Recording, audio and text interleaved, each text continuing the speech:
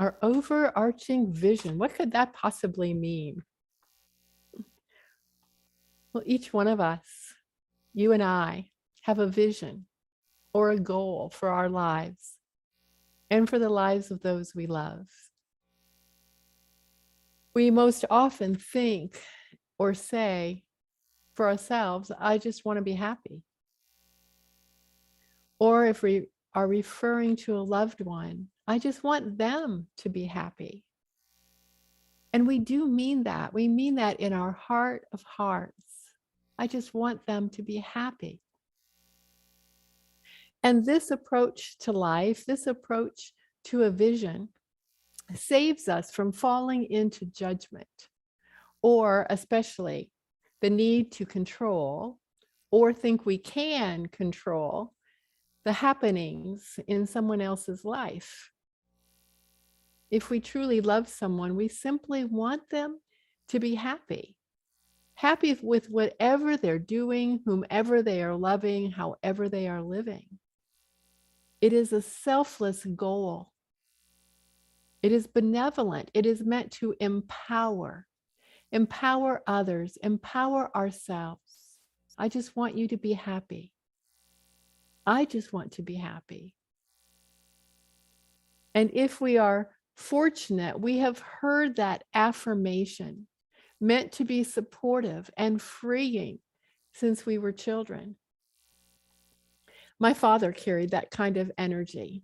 He had 3 daughters. Yes, 3 of us. He was way outnumbered in his household by females. And the message that I felt from my father always was that he just wanted me to be happy. And in that, I felt his trust that I was capable of figuring out what made me happy. On one hand, what freedom. And the freedom was almost absolute. Now, there was some criteria, although it was unspoken, meaning I was still supposed to follow the law, don't get into too much trouble, be productive, whatever that meant, and contribute to society as a whole. That was the underlying message I found from my father. And yet, other than that, the world was wide open for me. Ultimately, be happy. Be happy. Now, given the freedom to be happy carries with it its own pressure, because now we have to figure out how to do that. What makes us happy? What fulfills us? What fills us up? And we recognize it when it happens. We recognize it when we are feeling filled up. I had the joy of being with our beloved Reverend Evelyn for 2 days while I was in town. And that's what we said to each other as I was leaving, that we fill each other up. Our time together fills our hearts, it refreshes and renews us. We sit together in prayer and meditation and in playful conversation. We're like 2 little children, just happy to be together. And this morning, during after the prayer service, as we were chatting online with Zoom, some folks were talking about going to Disney and going to a trip to Disney World. And I can remember, especially when I lived in Florida, doing that so often with my children. It was so much fun, and it filled us all up with adventure and spoiling ourselves a little bit. Now, as a younger person or even an older person, we are slated with the somewhat overwhelming sense of responsibility to figure out what makes us happy and to do that. We've all heard that instruction. Find out what gives you joy and do that. Well, the doing is probably the easy part. The finding out what gives us joy is a bit more challenging. Our approach when we're younger is to figure out what we're good at, perhaps math or science or music. One of my skills was organization. Now, I had hoped to actually carry forward things that brought me joy into the real world, but some of them just didn't fit, like being a majorette in high school, not exactly a career choice, or being really good at finding shark's teeth at the beach. It just does not transfer to a career. But I recognized I was good at organization. I'm detailed, I'm efficient, I'm good at communication. And my world became the world of human resources, moving my way up into an executive position in the healthcare industry. And I was happy in that world for a while. I shared with someone the other day, as we've been without an office coordinator for several months, although we will have an announcement for you very soon, that I made a really good office coordinator. And I don't want to do that job. Of course, pitch in with when needed, but that is no longer my end goal, that world of organization and policies and procedures and kind of clerical work, and yet so very important to be that grounding center.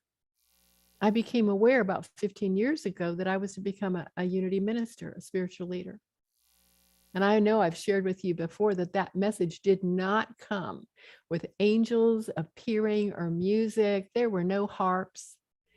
It visited my mind during an extended meditation, and it was not welcomed at all, not welcomed to the point where every time I would think about it, it made me cry.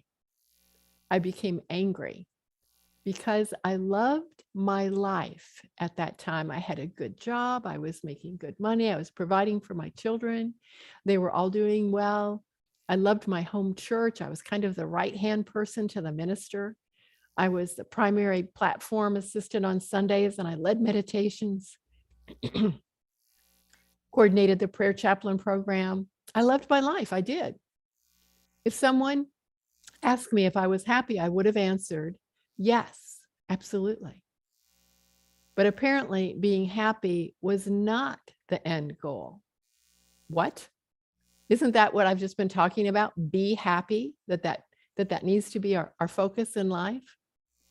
Well, looking back, I know I could have said no to spirit, but I'm not sure that spirit would have let that be. I'm not sure that I could have pretended that what I was doing encompassed all that I was to do. And I didn't say no exactly. Instead, I stalled. I came up with excuses and short-term goals until I finally yielded. And my husband, Denny, who I met during one of my many detours, helped me greatly with this, to move forward, to do what was mine to do. That was part of my happiness in life. And so let me ask you, when has that occurred in your life? Perhaps you were feeling content in a life situation, yet you were drawn to do something else. Or perhaps it was discontent that moved you to do something differently. All of us have probably experienced both at different points in our lives.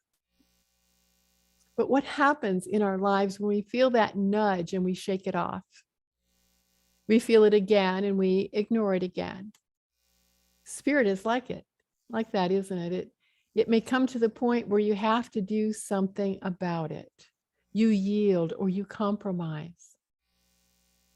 I talked recently about seeking something, a person, a substance, an activity to fill us, to make us happy. And I talked also about how we might find temporary fulfillment in those things. And eventually, it comes down to us. Like everything on our spiritual path, our spiritual awakening and maturity, it is all an inside job. If our vision is simply to be happy, that can probably outpicture or manifest in many different ways, even for one person. I mean, it will manifest in different ways for each one of us because we're all different. But even us individually have a variety of ways that happiness can outpicture in our lives. And hopefully we find a path that does make us happy, joy-filled, and loving. Now, some might say that our goal to be happy is not very holy. One must sacrifice, suffer, do without, do with very little, live humbly and poorly, and receive your reward later in heaven. I do not believe that for one moment. The God that I have come to know, God the good, The God of love has no requirement of suffering or poverty to win his or her or its favor. The universal essence of all that is requires nothing of us and has provided us with a planet overflowing with beauty and wonder. I'm fairly confident that we were meant to dip our toes into the ocean, to feel the sand beneath our feet, to admire and perhaps even climb those mountains, to explore those forests, to swim in those lakes and rivers, to partake of the magnificence all around us, and to discover that magnificence within us, to be like little children, awed and delighted by our world, to laugh often. Unity believes both our heaven and our hell is right here, right now. The choices we make and the lives we live. We experience both in our human condition right here. Now, this morning's daily word that Marianne presented for us was inspiration. Inspiration. I am inspired to create and renew my life. I am inspired to create and renew my life. And I choose to create a life filled with love, filled with joy, filled with goodness and kindness, to be happy. Our overarching vision, an overarching vision is a vision that's inclusive, a vision that includes everyone, that is all-encompassing. And so our overarching vision might be to be happy and to do all we can to help others be happy, for everyone to be happy. And that does not mean that the responsibility of the world's happiness resides on our shoulders, or that we are weighted down by this immense undertaking.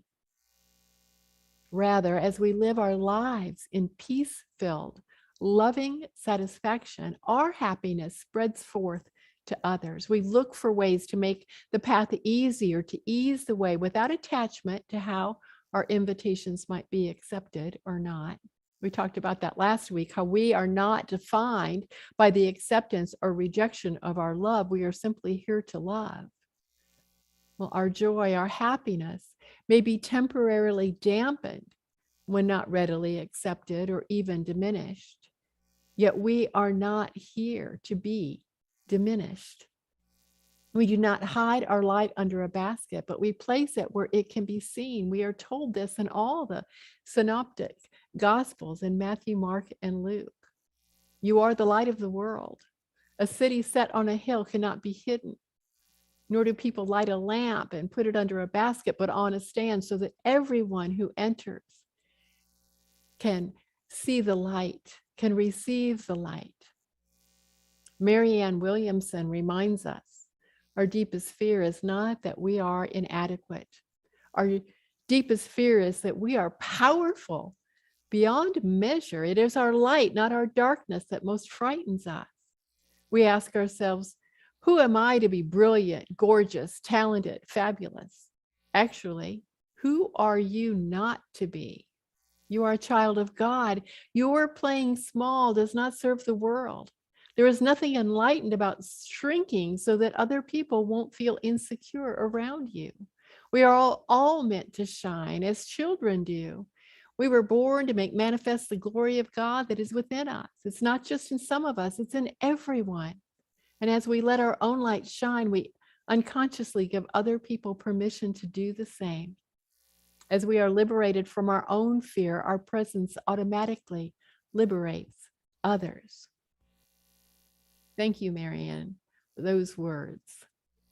Yes, our decision to be happy blesses our world, sets the example for others to realize that they are free to be happy also. For when we're happy, it shows up in everything we think, we say, and do. We know this is true for the opposite. When I'm feeling unhappy, when I'm feeling sad or not rested, perhaps a little under the weather, maybe missing my children, grandchildren, I know it shows up. It shows up in me becoming more withdrawn, quiet, maybe being grumpy. It's true. We all know it and do it to some extent. Well, the same is true for when we are feeling happy and content and peace-filled and in harmony with our world. It shows up outwardly as generosity and compassion, kindness and gentleness and love. What is also true is that those who are unhappy often have the loudest voices, the most energy around their unhappiness, the need, in a sense, for others to know just how unhappy they are. Remember, hurt people, wounded people, wound people. We have all had the experience of being in a group, mostly very harmonious, and then one person comes in with their unhappiness, and all of a sudden the energy of the entire room is affected. And in our politeness, we often withdraw into ourselves and allow them the space to be unhappy. For no one's feelings should ever be dismissed or diminished, and that's true enough. And we possess the power within us to hold firm to our light, to our sense of generosity and compassion, and to reach out to the unhappy and embrace them with our love. We might ask, what is happening for you? What's going on in your life? I can sense an unhappiness and I want to help and support you through this. Or we might silently send our love to them, seeing them infilled and surrounded by the light and love of spirit. Now, they might reject it. And we can be okay with that. We can choose to hold fast to who we are and recognize that beneath their unhappiness resides the light and love of spirit within them. We might need to hold that vision for them for a while until they can see it for themselves. But to allow negativity to overpower joy, love, kindness, and happiness is a disservice to ourselves and to our world. Soul on deck shines like gold in dark times. We've heard that from the author, Clarissa Pinkola Estes. Soul on deck shines like gold in dark times. She says that the light of soul throws sparks and can send up flares and build signal fires. Perhaps it is time to consider your vision, your goal for yourself to be inclusive, all-encompassing, an overarching vision.